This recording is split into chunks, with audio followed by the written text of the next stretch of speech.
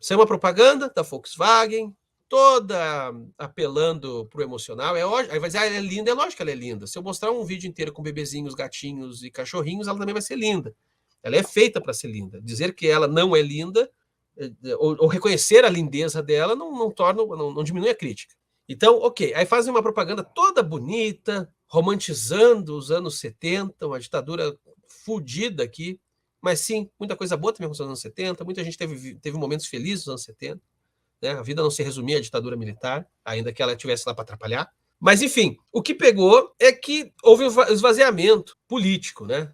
Não só a letra do Belchior, mas a interpretação da Elis Regina, ela dimensiona muito o quanto aquela música parece ser sofrida. Sei lá, toda vez que eu vi a Elis Regina cantando essa porra, me pareceu uma canção que só sai na base do sofrimento. Quadro que dói mais. Nunca me pareceu uma coisa fácil de cantar, sabe? É uma coisa doída. Sei lá, assim, um paralelo meio engraçado, mas vocês já viram o Fábio Júnior cantando aquele pai, você foi o herói, foi o meu bandido, aquela coisa toda lá. Ficou cafona para aquilo toca todo dia dos pais e tal. Mas toda vez que eu vi o Fábio Júnior cantando aquilo, também eu nunca vi ele muito bem, sabe? Pai. Eu acho que tem músicas que, para maldição do músico, elas emplacam e aí tu ganha dinheiro com a apresentação, com o espetáculo, então tu tem que cantar de novo e tal. Mas parece que aquilo sempre vem meio... Ou tu se anestesia, e aí tu vai no automático, ou se tu realmente se entrega para aquele negócio machuca.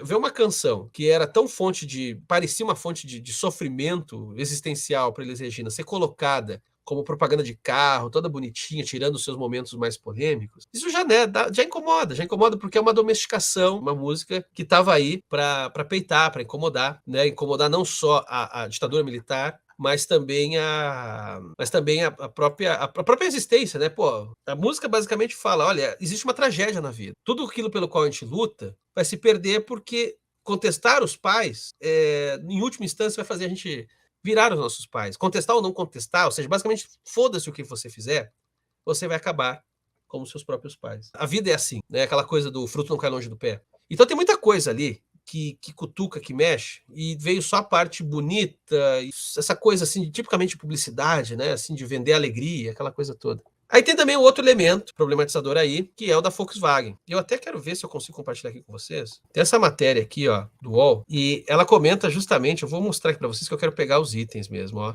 Das acusações que ligam a Volkswagen à ditadura. Não é pouca coisa, tá? Não é coisa limpinha, não. Eu faço questão aqui de passar. Ó, o inquérito contra a Volkswagen foi aberto em 2015, após pedido de vários sindicatos e da Comissão Nacional da Verdade, após a montadora ser mencionada como apoiadora da ditadura militar no Brasil por ex-funcionários e familiares. As testemunhas afirmaram que o Serviço de Segurança da Volkswagen colaborou para entregar opositores aos militares, mesmo sabendo que eles seriam detidos e torturados. Esta colaboração foi confirmada por um relatório independente solicitado pela empresa em 2016. Prisões foram efetuadas por órgãos de repressão dentro da empresa, galera, tá? E ao menos um funcionário relatou ter começado a ser torturado em seu ambiente de trabalho. Um relatório da investigação apontou ainda que a montadora se aliou ao regime por própria vontade e não sob pressão. O presidente da sede da Volkswagen em 1964, Friedrich Schulz Henk, era ex-filiado ao Partido Nazista. Vocês entenderam do que a gente está falando? Vocês entenderam o tamanho do negócio do que a gente está falando aqui? A gente está falando de uma Volkswagen. Aí vocês, mas a de hoje não é essa de lá de trás. Primeiro, não sei. Sinceramente, não sei. E segundo, tem uma frase do filósofo Walter Benjamin que eu acho fundamental, que é: os mortos estão em perigo. A gente costuma sempre pensar nos vivos, né? Precisamos salvar quem está vivo, né? Óbvio. Mas os mortos estão em perigo. Os mortos podem ser esquecidos, os mortos podem ser ignorados, os mortos podem ser difamados. A gente viu isso na pandemia. A pandemia foi um exemplo muito bom dessa frase do Walter Benjamin. Milhares de pessoas morrendo por dia por causa de um governo genocida, sacou? Foda-se. Eu gosto do teu canal, mas sou... Então foda-se. Então repensa, cara. Repensa a tua vida. Repensa os teus gostos. Um governo genocida que tinha gente morrendo, milhares morrendo por dia por causa de Covid, e eles acionando a máquina de fake news, que depois eles pararam, porque não conseguiu mais segurar, mas no primeiro momento acionando a máquina de fake news para dizer que as pessoas estavam morrendo de outras coisas e estavam mentindo nos hospitais que estavam morrendo de Covid. Ou seja, privando as pessoas, inclusive, do seu luto, para dizer que o luto delas era falso. Que elas estavam sofrendo. Elas que viram, às vezes, a pessoa asfixiar na frente delas, não, não foi disso que morreu.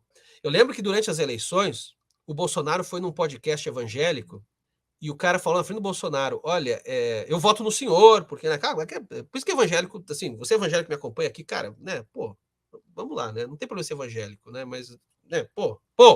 Aí o cara vai num podcast evangélico lá, o do Bolsonaro, aí o cara fala: eu vou votar no senhor, mas assim, o que você falou na pandemia me machucou muito, porque eu vi a minha mãe, minha avó morrer de Covid. O que o Bolsonaro falou na ocasião? Foi mesmo Covid. Só que aí com o Bolsonaro estava brifado, porque estava em modo de campanha, o cara falou: foi. Aí o Bolsonaro: não, ok.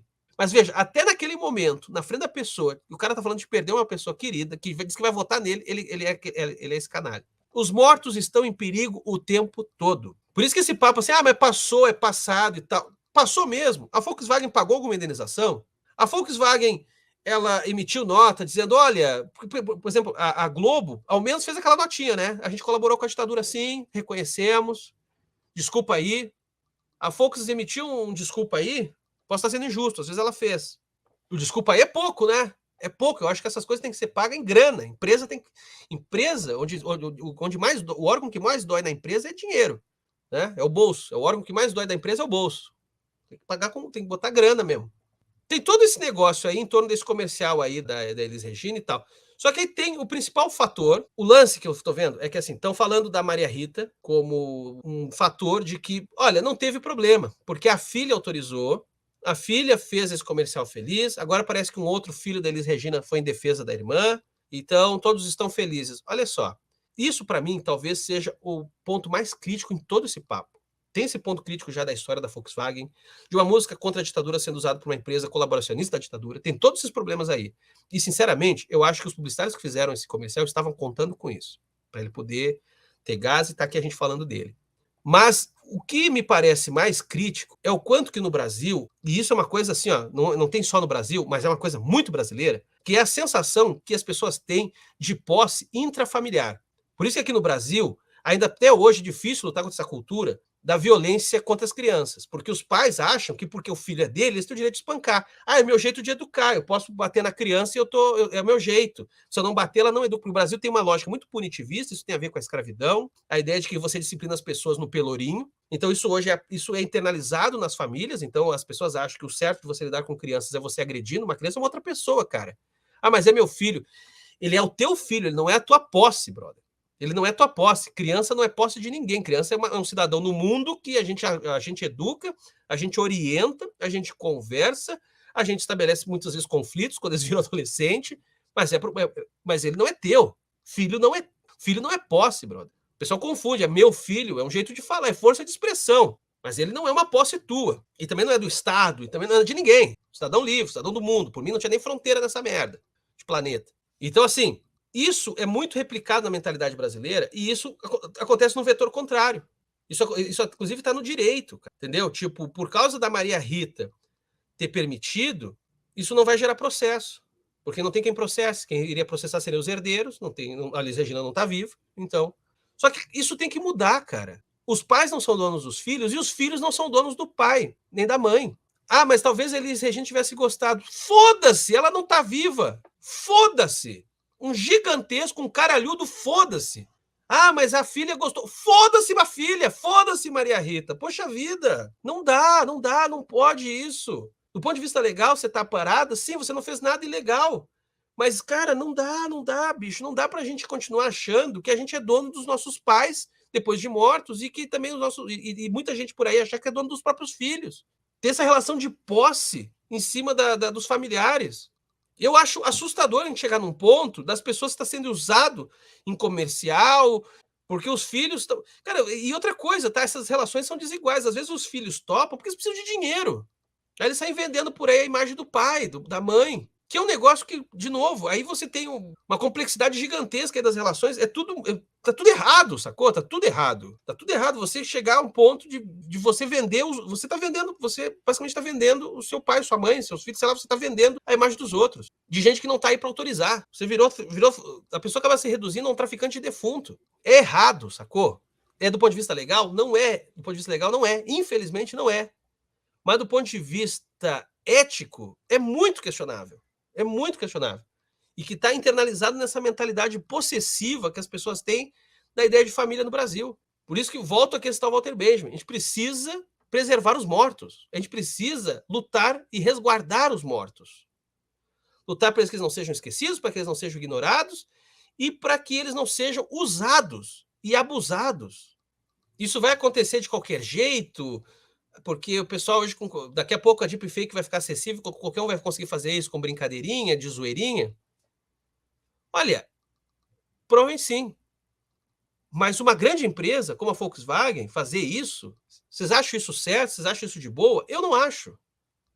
Eu não acho. Mesmo com filha permitindo, mesmo que sabe, vamos supor que tivesse todo mundo vivo. Os pais da Elis Regina, o ex-marido, sei lá o quê, o Belchior falasse que tá bom, os filhos todos falaram que tá bom, todo mundo tivesse dito que tá bom, mas ela não tá aí. Tem que ser ela. Fim. Tem que ser ela para autorizar.